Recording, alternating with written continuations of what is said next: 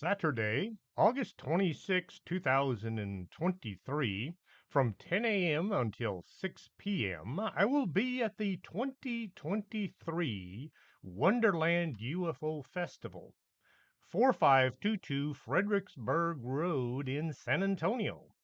It was quite an event last year. If you missed it, well, you missed it. Come on by this year. Check out some of the neat things they'll be having. It's free, the air conditioning is on, parking is free as well. Welcome to the show. I'm your host, Chris James. I kind of forgot that part. Today's show is being brought to you by the Organic Man Coffee Trike here in Laredo, Texas. If you can't get to the Organic Man to pick up your coffee for the morning, you can order it at organicmancoffeetrike.shop. If I sound like I'm just a little bit off this morning, we've been cleaning the entire house. A slight accident while cooking. The whole house was filled with smoke, and so now we're having to clean everything. So we've been doing some long days and some nights. I like to give the stories I'm telling in chronological order.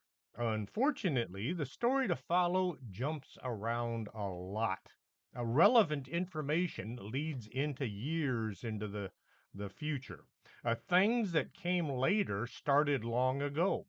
Relevant information, so I had to jump back and forth with the dates. I don't like that because it's confusing, but what could I do? It's almost as bad as trying to talk about time travel, which maybe it is. I'll try not to get you all too confused, and I'll try not to get myself too confused. Also, some of the information may sound like it's being repeated. That's because I had to refer back to things so that you'd know what the stuff was I was talking about, what it involved. 1945. We won the war in Europe, and the Nazis surrendered to the Allies. Well, sort of. Hitler named Admiral Dönitz the president of the Reich just before he jumped on an airplane and flew to Spain. All the other high command in the Nazi party, they tried to follow suit. Some of them tried getting on trains, they tried disguising themselves, they flew in all directions. Lots of submarines were involved. Many of the guys wound up either committing suicide or getting caught. It was a mass exodus, which was brought on by a lot of the confusion as the war in Europe was grinding to a halt. What all had these people been involved in, and why? Things they didn't want to have to answer for. A lot of history is hard to find, since the story that we are told about the war and those involved was written by a bunch of people that still want to rule the world. The Nazi Party was steeped in occultism. In 1917, the occultist Baron Rudolf von Seppendorf met with his fellow paranormal practitioners in Vienna. They had all studied the teachings of the Hermetic Order of the Golden Dawn, a magical order devoted to the practices of the occult. Part of their studies had been focused on Asian secret societies. They contacted a sect of Buddhist monks known as the Yellow Hats and invited them to come to Germany to help the Nazis set up their secret society, which they called the Thule Society. The beliefs of the Thule Society comprised vehement anti Semitism, anti communism, and it grew out of the notion that there was a superior race. They were called the Aryan Nation, or correction, that's a group in prison, the Aryan race. Sorry to any of the prisoners out there that might be listening. Y'all were not involved in the Thule Society, I don't think. The Thule Society had a mystical side as well, with membership that included spiritual mediums, psychics, clairvoyants, and practitioners of every cult and covert way of thinking. The mediums would communicate with the spirits of the Knights Templar, appointing to them as their holy predecessors. The Thule also had connections with many other popular secret societies, including Madame Blavatsky's Theosophical Society, which was extremely widespread and preached the mystical properties of racial elitism. As the Nazis gained power and grew to encompass all of Europe, they used secret ceremonies to initiate new members into their group. If you wanted to be any kind of success, you joined the party. The way of thinking was they couldn't lose. What could possibly go wrong? They had all of this occult power behind them. What did go wrong? Did the power source they were depending on dry up? Did the Allies have their own mystical power source to defeat the Nazis? Now, the Spear of Destiny did fall into the Allies' hands just about the time that the winds of war changed direction. Could that have had something to do with it? As the mad scramble began, many Nazis headed for South America. Some just sat back and they waited for the Allies to come and get them. They must have known they were going to be safe. Operation Sunrise was a series of secret negotiations that took place from February to May 1945 between representatives of the Nazi Party and the United States government to arrange the surrender of German forces in northern Italy. What else might they have been arranging for? Maybe the surrender of certain Nazi members as well. As the war was grinding to an end, a lot of the members of the Nazi Party made arrangements to give themselves up to the Allies before the fighting got too close to where they were. Once in captivities, well, these prisoners had to be put somewhere. Despite President Truman's orders not to allow any scientists who were strong members of the Nazi Party, who actually believed their teachings, they would not be allowed into the United States. Well, the OSS, which later became the CIA, disobeyed his orders. As the men were being sorted by the government officials, those who would come to the U.S. and those who would not, depending on how much information they had or how strong they were upstairs. Certain scientists had their files creatively edited. Things were removed that might make them look bad, and things were added that might make them look good, so that the people above them in authority would know which files were to be lightly looked over. A huge paper clip was attached to the tops of the files of the Nazi members that the OSS wanted in the country. CIA Director Alan Dulles said, "We are going to actively recruit Nazis, their pasts be darned." Well, they didn't say darned, but hey, this is a family show. Darn it. The war was over. It was time to get on with life. The military industrial complex could get back to making cars and airplanes. But that's not where the big bucks were to be made. Some folks believed the U.S. needed a new enemy. This could be why, since 1945, there has been some kind of a huge war going on somewhere on this planet. Operation Paperclip was the U.S. government's program that brought World War II war criminals from Germany and Austria to the country. The official story was we needed these people, the scientists and technicians, to fight the Soviet Union, our new, bigger, better enemy. The people the Nazis tried to wipe off the face of the earth, the Jews, well, they were limited in the number of immigrants that would be allowed into the U.S. The CIA went out of their way to get the Nazis into the U.S. and set them up in high positions in lucrative businesses. At one time, around 1946 or 47, It was easier for a Nazi war criminal to get into the US than for a concentration camp survivor to get in. Operation Paperclip lasted less than 2 years, but similar programs continued up until 1962. Ultimately, approximately 1,500 German and Austrian professionals and their families were relocated to the US. The majority of them went on to become citizens. Many wound up working for programs that would eventually become NASA. Eric Traub, a Nazi scientist and virologist, was assigned to work at Plum Island, the Army's research facility for offensive biological weapons, in 1954. Some of the Nazi scientists had been looking into how to control people. One way was to lock them up in a camp, but it was far easier if you could control their minds.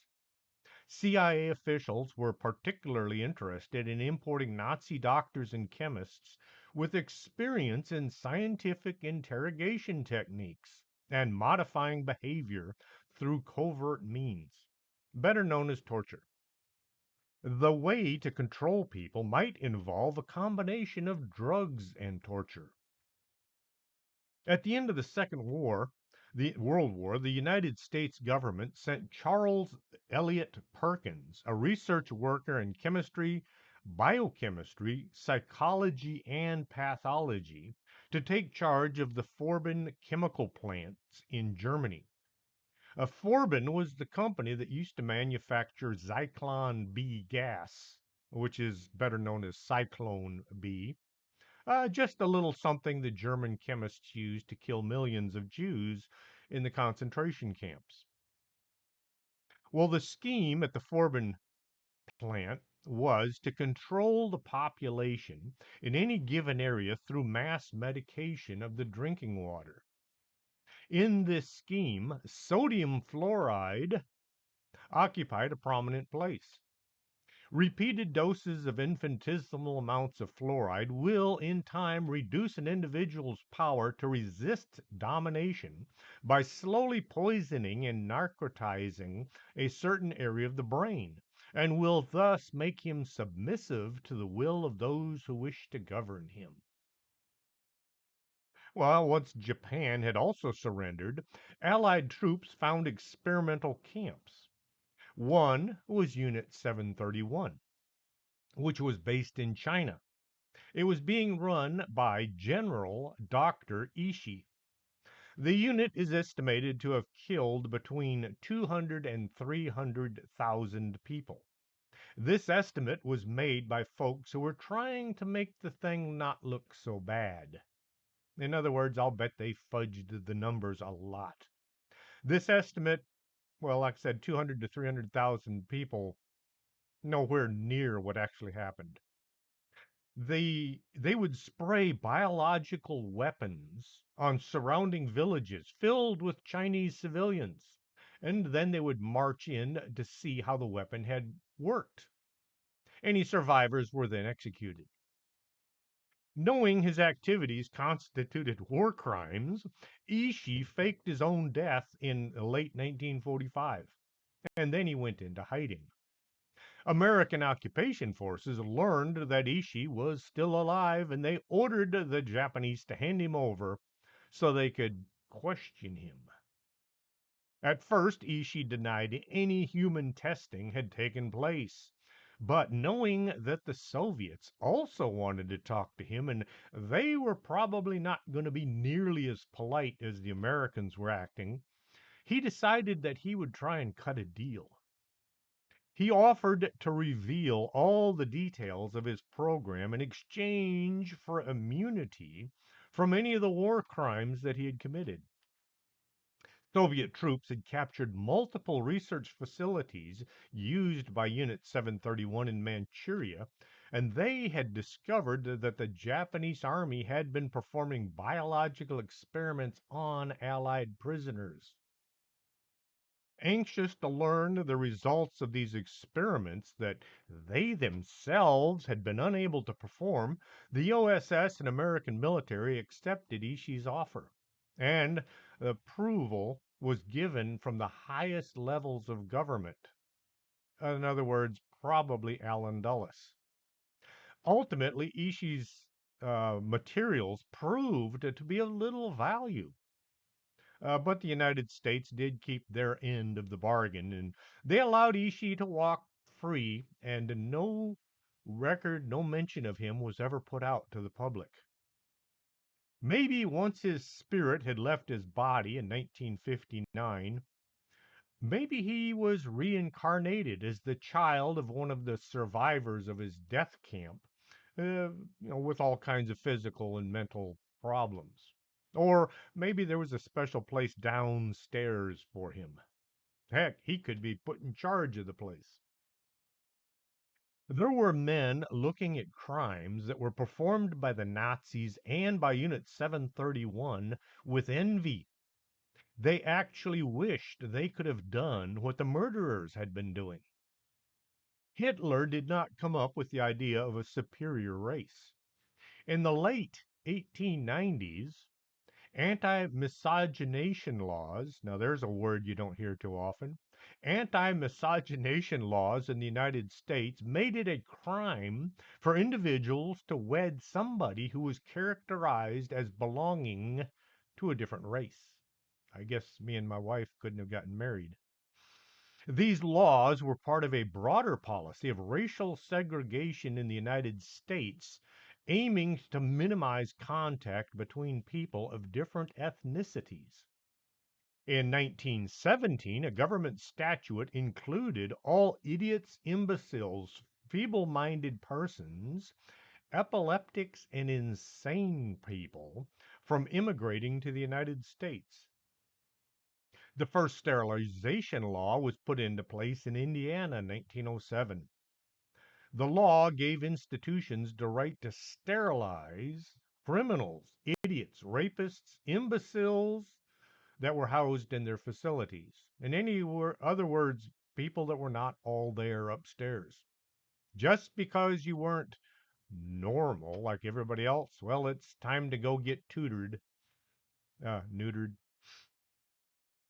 1900 forced sterilization laws were being implemented by the states across the country. Individuals considered mentally deficient, those who had some form of physical disability, poor folks, promiscuous women, and minorities were being forcibly sterilized. By 1927, 24 other states had implemented legislation similar to Indiana's.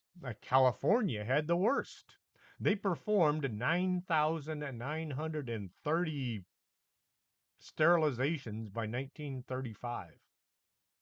Race laws and practices in the United States were explicitly used as models by the Nazi regime when it developed the Nuremberg laws, stripping Jewish citizens of their citizenship. So Hitler got his worst ideas from the United States. Some of the boys in the white lab coats wished they could have been Nazis or with Unit 731. In 1950s, the CIA research focus shifted to psychoactive chemical warfare, drugs. Nazi physicians and chemists from Operation Paperclip worked jointly with the American medical scientists. American soldiers were subjected to mind control experiments, testing a whole boatload of psychoactive drugs, including LSD, which was surreptitiously put into the beverages of unsuspecting soldiers, often with weird and terrifying consequences. They were also subjected to electroshock and behavioral control techniques. Some had electrodes planted in their brains.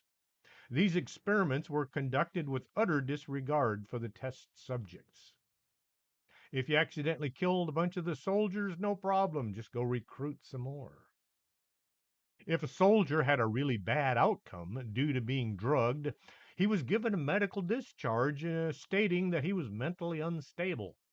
Or he was locked up in a hospital somewhere where nobody could see how he was acting. Project Paperclip, or Operation Paperclip, was one of many ways in which Allied forces extracted what they considered intellectual reparations after conquest of Germany and Japan. German and Austrian scientists and engineers who had developed the advanced V 2 rocket system had simply waited for the Allies to show up and then surrendered to them, like they knew what was going on. The boys in the white lab coats, they wanted to live, unlike what happened to all the slaves that they used so they could play rocket scientist. After being captured May 2nd, 1945, the entire team from Werner von Braun and down were transported to the United States as part of the Project Overcast and given facilities to continue the research which was considered vital to the U.S. national interests because it had the potential to accelerate the defeat of Japan. This was before Japan had surrendered. The U.S. Joint Chiefs of Staff created a special subcommittee to oversee the future acquisition of German information and personnel, the Joint Intelligence Objective Agency. They just love these bizarre names, put a whole bunch of words together and make it sound fancy. The British, French, and Soviets were all known to be actively recruiting some of these experts as well, trying to make their countries more powerful. German and Austrian professionals facing the prospect of uncertain employment in a devastated post war economy were generally quite eager to accept any kind of an offer, especially considering some of these offers were pretty darn good. They were probably also trying to avoid running into any of the prisoners who may have been worked nearly to death to help them play in their laboratories. When news of the operation was finally released, there were protests from prominent public figures in the U.S., including Albert Einstein, Eleanor Roosevelt. Nonetheless, the increasingly urgent sense of competition ultimately led the State Department to back down and issue visas to designees of Operation Paperclip anyway. War criminals were being rewarded by being immigrated into our country and then set up with houses and jobs. 1946, the Soviet Union carried out their own version of the project called Operation Asaviakim. I hope that's how it's pronounced. Yes, I have some listeners from Russia and that area. Sorry if I butchered the name. And it continued to contract experts in the Soviet occupied portion of Germany. I wonder how the first couple of interviews went. The Soviets had a reputation for being about as nasty to the SS and the Nazis as they had been to the Russian people when they first invaded their country. Somehow, the folks doing the interviews had to convince their targets they were not going to be tortured and killed, but allowed to continue working in their chosen field. In 1948, Senator Harry Byrd of Virginia wrote an article in which he publicly defended Operation Paperclip in utilitarian terms, arguing that giving up invaluable knowledge to the Soviet Union because of moral qualms related to the holders of that knowledge would be foolish. Many of those who came to the U.S. through Operation Paperclip and related projects achieved great success, the most famous being Werner von Braun, the scientist who led to the development of the V 2 rocket for the Wehrmacht and who later had a big role in the U.S. space program. There's something called being an accomplice after the fact. You find out that somebody had committed a crime, but you do nothing to bring them to justice. It makes you just as guilty as them. While Operation Paperclip scientists and engineers were said to have unwillingly joined the Nazi Party solely as a condition of securing employment in the Third Reich, the truth proved to be far more complicated. There were numerous instances when U.S. military staff had to cover up information about the backgrounds of these former Nazis so they could get them into the country and keep them from being arrested for war crimes.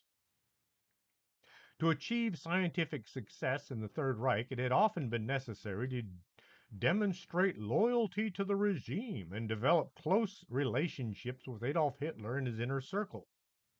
Moreover, the weapons factories and labs that had conducted experiments in Nazi Germany had employed slave labor. Now, it wasn't too hard to figure out who these men were. They were all wearing striped suits and they all looked like they were starving to death because they were. While experts recruited through Operation Paperwork often said they had been ignorant of the slave labor and concentration camp system, their claims have been quite thoroughly questioned by later analysts. The CIA teamed up with the Army, Air Force, and Navy intelligence to run one of the most nefarious classified torture programs of the Cold War. This activity took place inside a clandestine facility in the American zone of occupied Germany that was called Camp King. The facility's chief medical director was Operation Paperclip's Dr. Walter Schreiber. He was the former Surgeon General of the Third Reich. I don't have a cough button anymore. Since my microphone plugs straight into my computer, I need to find one. The activities that went on at Camp King between 1946 and 1950 have never been fully accounted for by the Department of Defense or the CIA. In other words, they just pretend like it never happened. As the Cold War moved into its peak era in the early 50s, the American intelligence community grew increasingly obsessed with the growing technological advances of the Soviet Union. During the Korean War in the early 50s, the U.S. grew increasingly concerned about the rise in communism, specifically how its adherents seemed to have been brainwashed.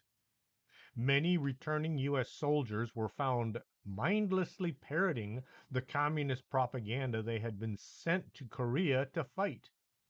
Investigators revealed that not only had communist regimes in China, Russia, and North Korea employed mental torture and brainwashing, the Russians in particular were interested in using LSD to manipulate men's minds. The US government feared it was already falling behind the Soviet Union in regards to interrogation techniques. Reports during the Korean War said that North Korea and the Soviet forces had developed mind control capabilities, and the US couldn't let them have that advantage. Here is a quandary to consider. The Korean War was being run by a committee in the United Nations.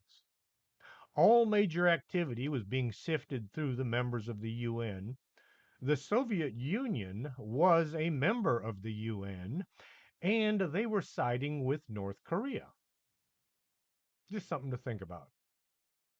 April 13th, 1953, the CIA director, Alan Dulles, sanctioned Project MK Ultra. The program was quickly headed by chemists and poison expert Sidney Gottlieb, who was known in the covert circles as the Black Sorcerer. The CIA project was a continuation of the work begun in World War II era Japanese facilities and Nazi concentration camps on subduing and controlling human minds. 1953, there were two brothers who were appointed to head the overt and the covert sides of the American foreign policy. President Eisenhower had appointed John Dulles as the Secretary of State, and Allen Dulles was the director of the CIA. These men saw the world in precisely the same way. When they were going to make a decision about carrying out some earth shattering operation, they never had to consult anyone else. They didn't have a committee of men sit down and say, is this a good idea or a bad idea? The two brothers just sat there and decided what to do. Say some South or Central American country was leaning towards becoming socialist. Well, If this was the case, then they would just decide, okay, we need to take out the leader and put in a puppet in his place. And no need to tell anybody or ask anyone else for their input. Eisenhower was scheduled to meet with Khrushchev in order to discuss damping down all this massive armament that was taking place. The U 2 spy planes had been flying over the Soviet Union trying to prove they had far more bombers than they actually had. Around this time, October 1959, a Marine Corps radar man supposedly defected to the Soviet Union. Even knowing the number of bombers was nothing like what the CIA was trying to say, May 1st, 1960, a wholly unnecessary flight of a U 2 spy plane went over the Soviet Union and was conveniently shot down. The pilot chose not to swallow his suicide pill. This led to the Soviet Union ramping up their Cold War weapons production, which then led to the U.S. ramping up their weapon production. We're talking atomic nuclear weapons here. I'm not saying that Allen Dulles was trying to start World War III, but I do believe he was trying to keep tensions up between our two countries. One of Gottlieb's original One of Gottlieb's original goals was to create a truth serum that could be used against Soviet spies and prisoners of war in order to gain intelligence. A top secret report issued in 1949 by the director of research at Edgewood Arsenal, where numerous government LSD experiments were conducted, urged the Army to do everything possible to launch field experiments using LSD. Mounting evidence pointed to the disastrous consequences of an LSD field experiment, but they went ahead anyway.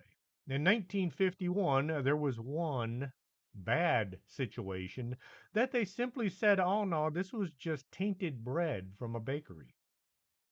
August 16th, 1951, postman Leon Ormener was doing his rounds in southern French town of Point Saint Esprit when he was suddenly overwhelmed by nausea and began having wild hallucinations.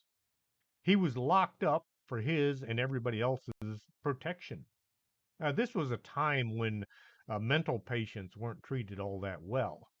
Some of his roommates were chained to their beds to keep them from jumping out the windows.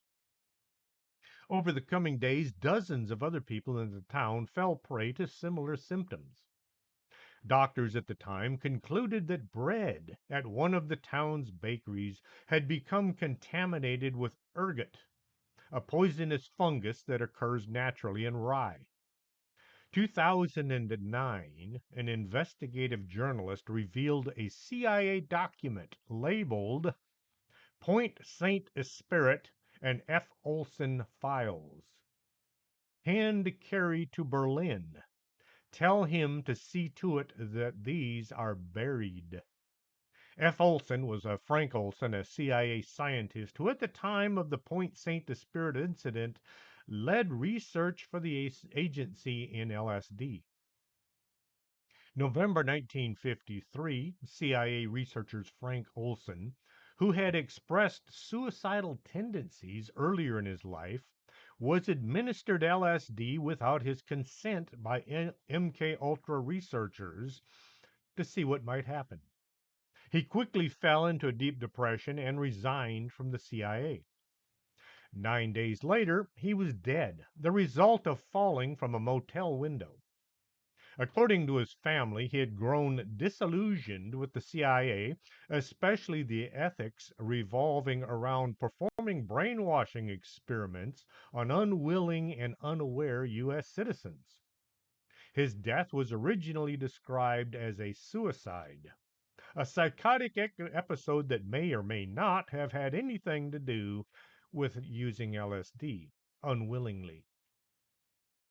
In the 1970s, the Olson's family ordered an autopsy where it was determined that Olson had died in his motel room from a traumatic head injury before falling from the window. So he died and then jumped out the window. It was revealed there was another CIA agent on the same floor but in another room when Olson died. There was no evidence that this other CIA agent had anything to do with his suicide. Olson's family sued the U.S. government and they were awarded $750,000 and an official apology from the CIA. We're sorry we killed your dad. Now go away. In the mid 1950s, Fritz Hoffmann ordered a large supply of LSD from the Sandoz Company in Basel, Switzerland. On several occasions, he also met with Sandoz officials and with Harvard's Dr. Henry Beecher, a covert CIA academic. Hoffman ordered hundreds of rhesus monkeys shipped to Fort Detrick Special Operations Division, where they were fed a steady diet of psychotropic drugs to study various stages of induced psychotic behavior. Monkeys, try that again, monkeys on LSD. This sounds like either a cheesy movie from the 60s or some modern rock band. Any of y'all out there starting a band, consider that as a name. Monkeys on LSD. These experiments quickly evolved into human experiments conducted on U.S. service personnel at Fort Detrick and at federal prisons. A former researcher was quoted as saying, I don't know which was more frightening. One of the monkeys pumped up on a cocktail of psychedelics, or one of the drugged out of control inmates at Atlanta's federal penitentiary. 1953, the CIA extended its psychoactive chemical experiments to civilian population.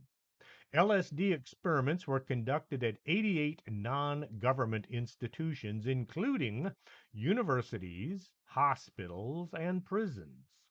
The experiments were conducted on thousands of unwitting subjects.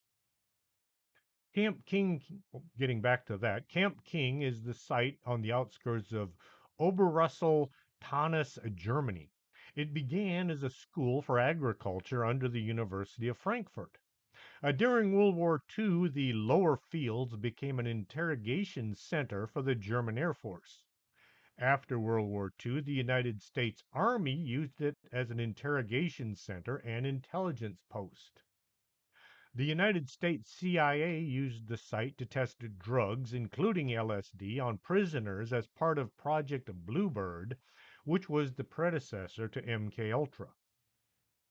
Dulles went on to explain that Camp King was the perfect overseas location for radical interrogation trials because foreign governments permitted certain activities which were not permitted in the United States.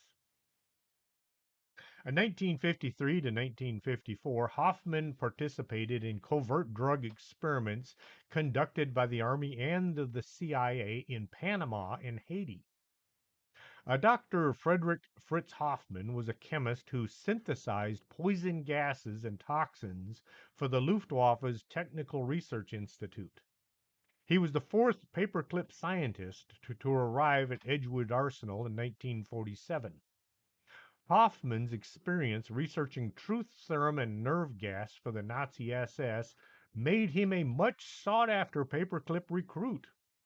Hoffman continued his experiments refining lethal sarin and tabun gas for the warfare objectives, utilizing a specially built gas chamber put together along with Edgewood Arsenal's research chief, Dr. Seymour Silver, within which countless animals were destroyed and at least 25 of volunteer American servicemen were experimented on. Reports that several servicemen died in these experiments have persisted for decades, but the Pentagon refuses to acknowledge any of this. 1950, Hoffman visited St. Louis Mental Hospital and Iona Mental Hospital in Detroit to review LSD human experiments being conducted there.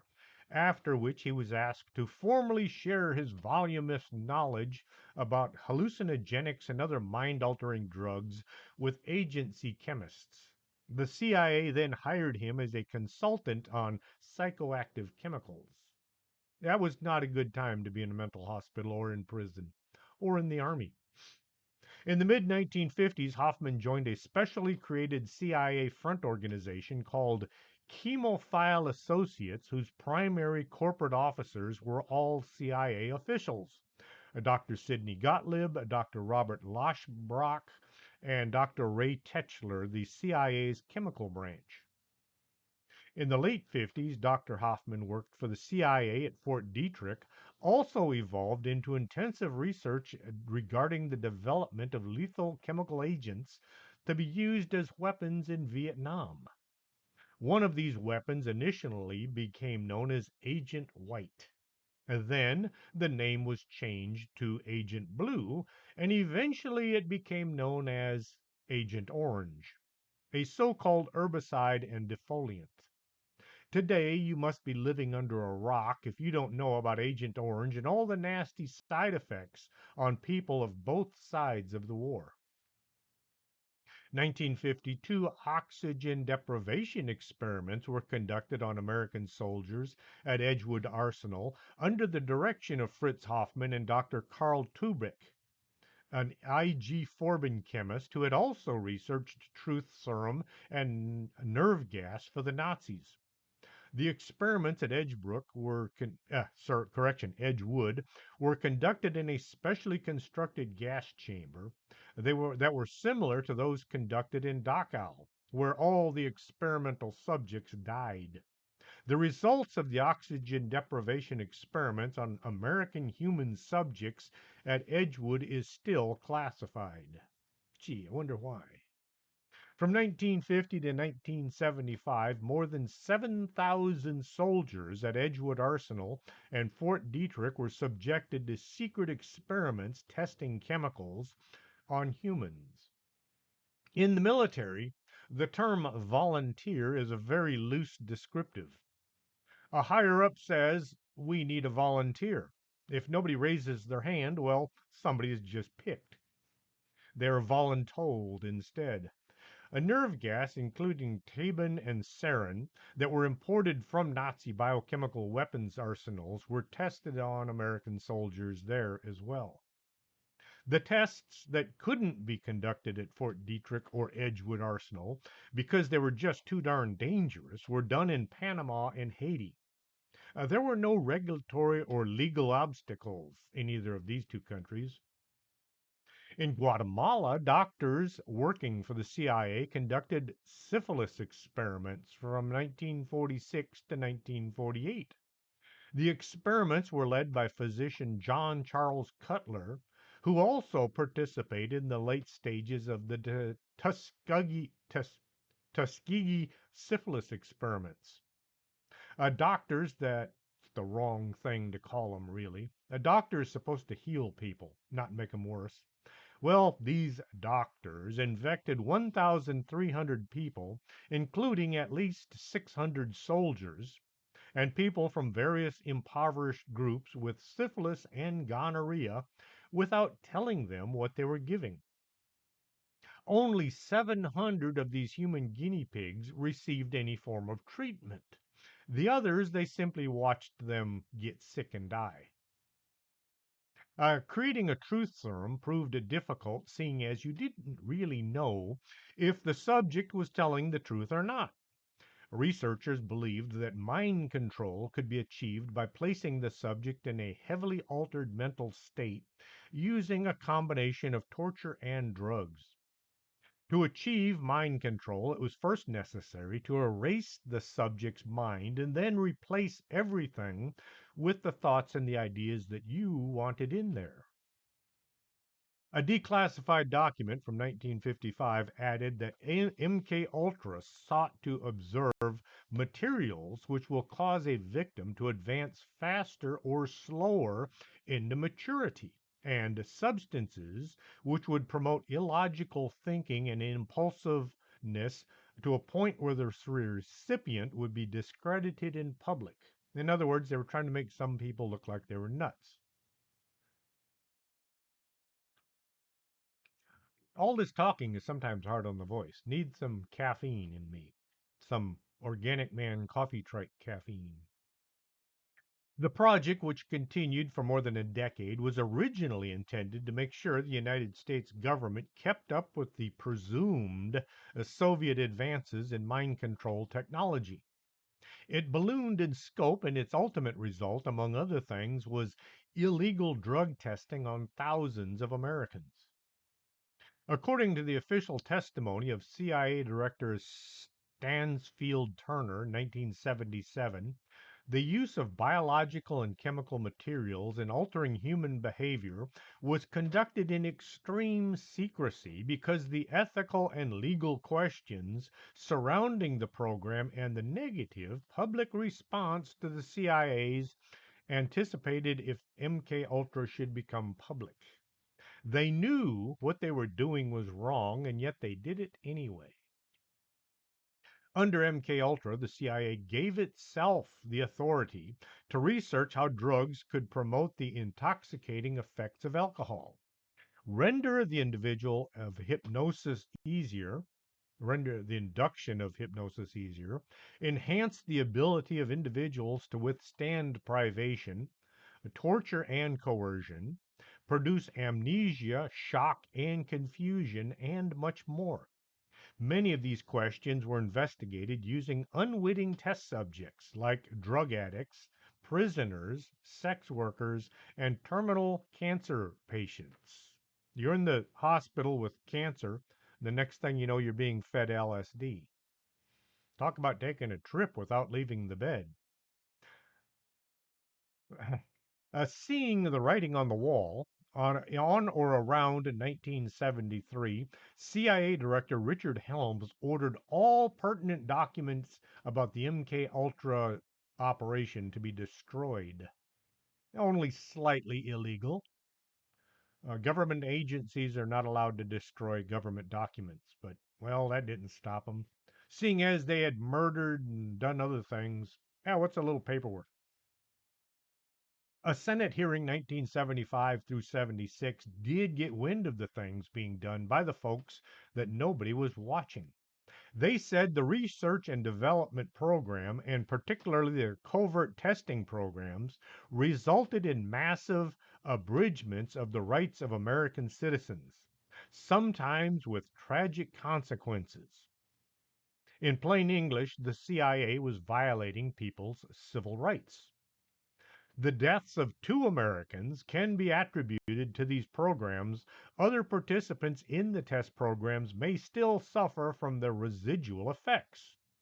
While controlled testing of substances like LSD might be defended, the committee went on, the nature of the tests, their scale, and the fact that they were continued for years after the danger of surreptitious administration of LSD to unwitting individuals was known demonstrate a fundamental disregard for the value of life. In other words, the CIA wasn't worried about killing innocent bystanders with their illegal drugs. 1977, about 20,000 MK Ultra files were found that had survived the 1973 purge due to having been filed away in a different building. The documents mostly involved funding for MK Ultra and had very little actual project activities. Once the project was proven to have actually taken place, witnesses began to come forward telling about what had been done to them without their prior knowledge or consent. It wasn't just testing drugs on people to win the Cold War. The CIA also went into blackmail in an industrial manner. In what was known as Operation Midnight Climax, the CIA constructed brothels in San Francisco, doused unwitting victims with LSD, and introduced them to prostitutes. They then filmed everything that went on in the room through a one-way mirror. Some of the victims were CIA agents themselves, and sex tapes were saved as potential blackmail material. In other cases, the victims were heroin addicts who agreed to take LSD in exchange for more heroin. MK Ultra experiments were also performed in Canada, where the CIA employed a British psychiatrist named Donald Ewan Cameron, who not only plied victims with drugs, he also gave them electroshock therapy at 30 to 40 times the normal power. His experiments were so extreme that some of his victims permanently lost control of their bowel systems. They were unable to talk, feed themselves, or take care of themselves. In other words, he turned these people into vegetables on purpose, willingly and knowingly. After MKUltra was discontinued, Canadian women came forward and said that they had been filmed in some experiments when they were underage and they were told to have sex with government officials, again, ostensibly to be used as potential blackmail material. The Canadian government eventually acknowledged its role in MKUltra, and they reached a settlement with over 100 victims, each one getting $100,000. Wow. Well, back then that was a lot of money, but today, well, after taxes, you're looking at about 60,000. That's a year's work. Well, for some people, it's 2 years, 2 years of work, but still, for what they went through. Jumping back in time a bit, let's go back to when Kennedy was still in office. The 1961 Bay of Pigs invasion was planned under the Eisenhower administration. When Kennedy was elected, Allen Dulles went to him and said the people of Cuba would rise up and support the troops as soon as they hit the beaches. Well, he was lying. At the time, the folks living in Cuba still thought that Castro was a good idea. It gives you an idea just how bad things had been in the 1950s. When the Bay of Pigs turned into a total catastrophe, Kennedy fired Allen Dulles, and he also began planning to do away with the CIA. He was going to scatter them to the four corners of the earth. Kennedy was getting in the way of the violence that John and Allen Dulles, along with their cronies, wished to engage in other countries. He wouldn't fight Cuba, the Soviet Union. He didn't want to fight in Vietnam, East Germany, or the independence movement going on in Africa. He wanted peace on earth. Just imagine that. The President of the United States wants us all to live in peace, but certain members of the government saying, nay, nay. April 27th, 1961, Kennedy was giving a speech to the entire world. He said, now, if you know what Kennedy's voice sounds like, go ahead and insert it here inside your brain. Just think a very heavy Boston accent. I'm not even going to try to sound like John Kennedy. He said, I refer first to the need for far greater public information and second to the need for far greater official secrecy. The very word secrecy is repugnant in a free and open society, and we are, as a people, inherently and historically opposed to secret societies, to secret oaths, and to secret proceedings. We decided long ago that the danger of excessive and unwarranted concealment of pertinent facts far outweigh the dangers which are cited to justify it.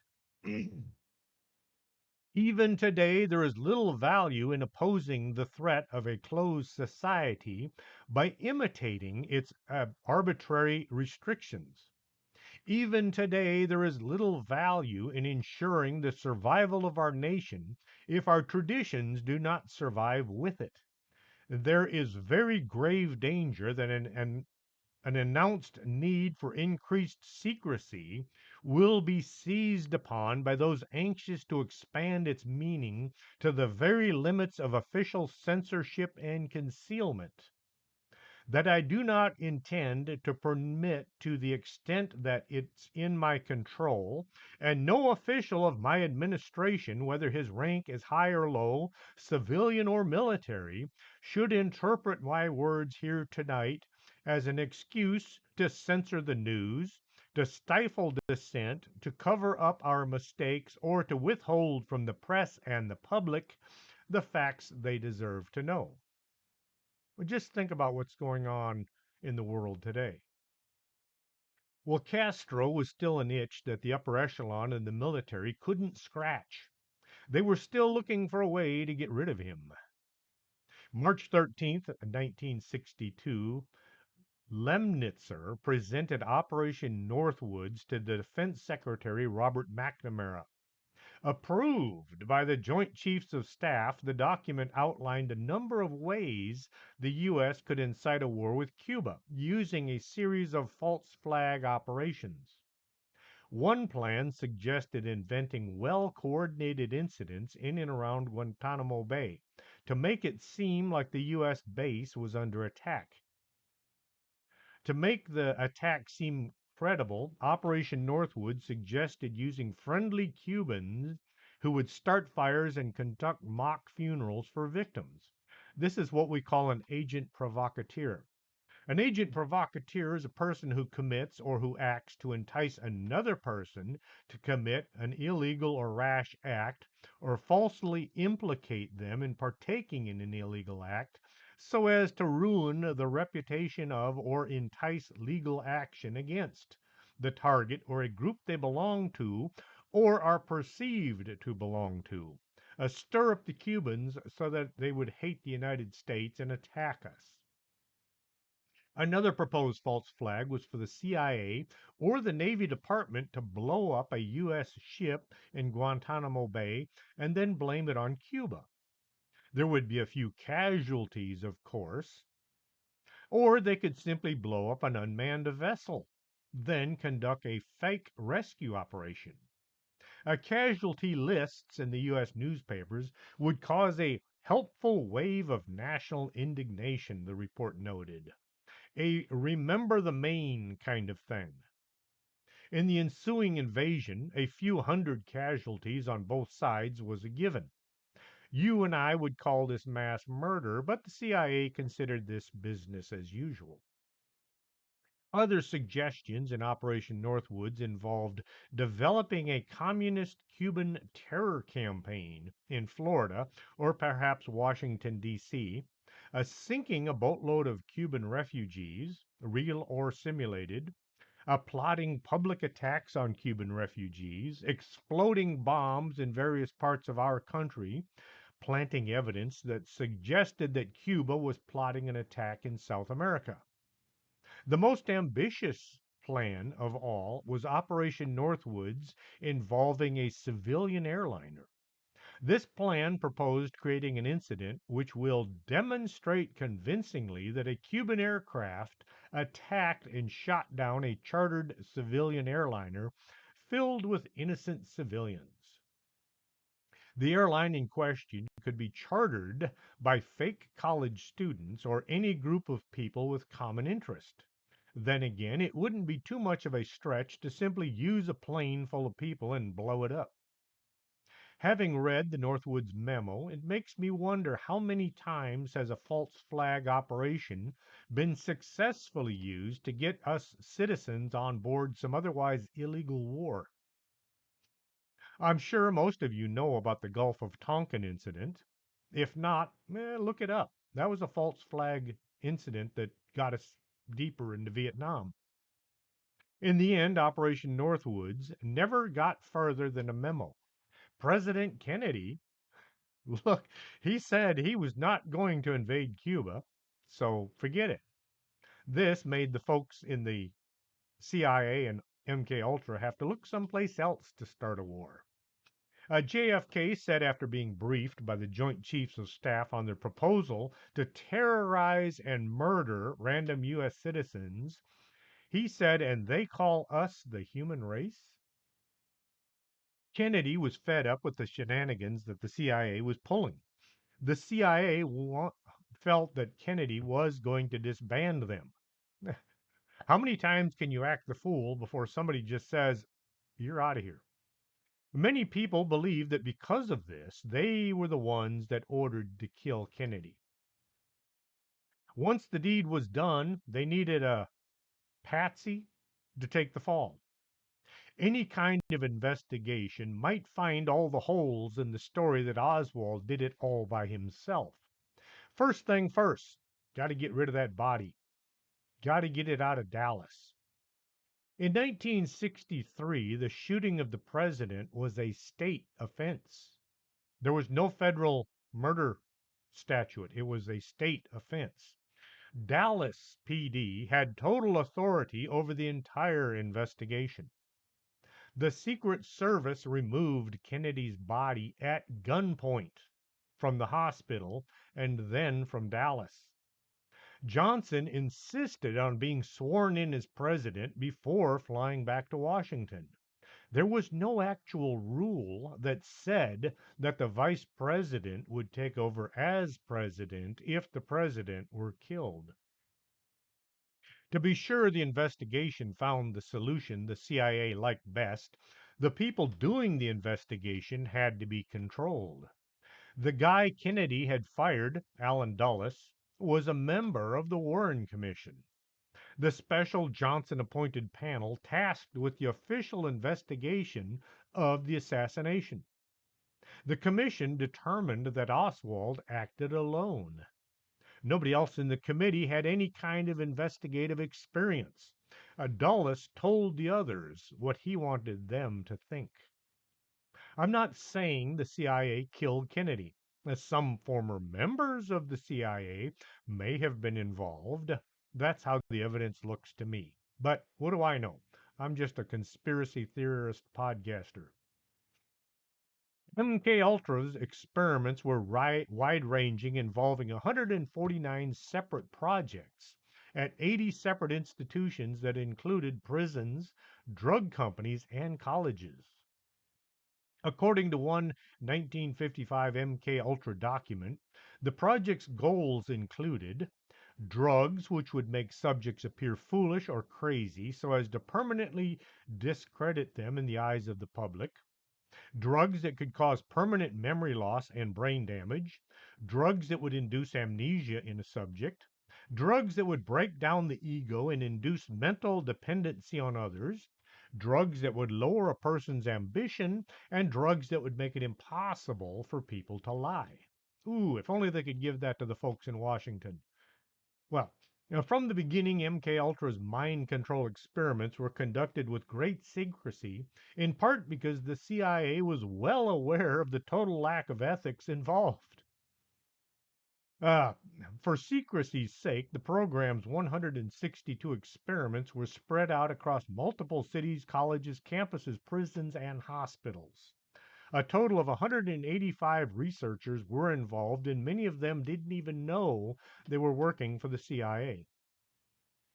Untold numbers of MK Ultra subjects were abused in the name of science. In one experiment, an unwitting mental patient in Kentucky was given a dose of LSD every day for 174 consecutive days. There is no record of what happened to him once the scientists were done with him. Charles Manson not only had people in his circle later connected to the CIA, but the way in which he ran his cult by doping his followers with constant flow of LSD was oddly similar to the kind of experiments that MK Ultra was conducting. Sirhan, the man punished for assassinating U.S. Senator Robert Kennedy, well, his attorney, Lawrence Teeter, believes that Sirhan was operating under MK Ultra mind control techniques, that he had been hypnotized to shoot Senator Kennedy. Ted Kaczynski, better known as the Unabomber, was a voluntary subject to the experiments led by Harvard psychologist Henry Murray when he was a sophomore at Harvard. Kaczynski spent 200 hours as part of the study. This might have been what led to him believing the evils of science and him becoming anti-technology. Ken Kesey, who wrote the novel One Flew Over the Cuckoo's Nest, had volunteered for MK Ultra experiments using hallucinogens while he was a student at Stanford. Boston mobster James Whitey Bulger was an MK Ultra test subject while he was imprisoned at the federal penitentiary in Atlanta. He described the experience. 8 convicts in a panic and paranoid state, total loss of appetite, hallucinating. The room would change shape. Hours of paranoia and feeling violent. We experienced horrible periods of living nightmares and even saw blood coming out of the walls. Guys turned into skeletons in front of me. I saw a camera change into the head of a dog. I thought I was going insane. As previously stated, the CIA director ordered all MK Ultra documents destroyed in 73. In the height of the new and unprecedented distrust of the government after Watergate. 1975, Idaho Democrat Senator Frank Church launched an investigation into several cases of government malfeasance, including MK Ultra. The deputy director of CIA revealed that over 30 universities institutions were involved in an extensive testing and experimentation program which included covert drug tests on unwitting citizens of all social levels, high, low, Native Americans, and foreigners. Several of these tests involved the administration of LSD to unwitting subjects in social situations. It concluded that in an offshoot program of MK Ultra called MK Delta, drugs were used primarily as an aid to interrogation, but MK Ultra and MK Delta materials were also used for harassment, discrediting, or disabling purposes. 1984, the U.S. General Accounting Office released a report claiming that these sorts of psychological drug experiments on unwitting citizens even predated MK Ultra and had gone on from 1940 to 1974. The MK Ultra program was officially ended in 1973. Many experiments and the many experts in the workings of the CIA and the Government Intelligence Agency insist that the government continues performing the exact same sorts of mind control experiments today, possibly even worse. The Church Committee report included the early existence of the NSA surveillance program that dated back to the Truman administration in the Vietnam War. Project Shamrock started in 1947 and it allowed the government to copy telegrams sent overseas without using a warrant. 5 years later, Truman formally established the National Security Agency to handle such efforts. In the 60s, the NSA started another operation, Project Minuet, to monitor the communications of certain individuals without using a warrant. People on the watch list included those who attended public protests about the Vietnam War, such as Muhammad Ali, Dr. Martin Luther King, and even Senator Frank Church. Never mind about the Fourth and the 14th Amendment to the Constitution. 1976, Congress passed the Foreign Intelligence Surveillance Act, or FISA. You've probably heard a lot about FISA the last couple of years. Under FISA, the National Security Agency would now work with a secret foreign intelligence surveillance court to approve surveillance on American and foreign nationals. In other words, they had to go to this secret court and get a warrant to listen in on your phone calls. Activities related to FISA in the post Watergate era went mostly under the radar until it was revealed in 2005 that the government had simply bypassed the secret FISA court to conduct surveillance on Americans in the days after the 9/11 terrorist attack. The Montauk Project is considered to be a part of MK Ultra involving time travel, teleportation, and mind control. Some say even the staging of the Apollo moon landing was part of MK Ultra after they had made contact with aliens from outer space. I did a show on the Montauk Project in April 8th, 2016. That was the first year that I was trying to be a podcaster, and I'm a little afraid to go back and listen to it. I interviewed Christopher Garetano September 26th, 2022. He researched the Montauk Project for about 10 years, and he has made several documentaries about it. Look him up. He's an interesting man to listen to. He has a podcast called Off to the Witch. That's his unusual name, but it's worth listening to. Well, there you have it in a nutshell. MK Ultra did some nasty things. Who knows what conspiracy theorists will be telling us went on in the 2022 years and on. Till next time, this is Chris James for Strange Things. This has turned into a bit of a long show. Hope you enjoyed it. If you did, tell others. If not, what the heck are you doing listening to me in the first place? Later.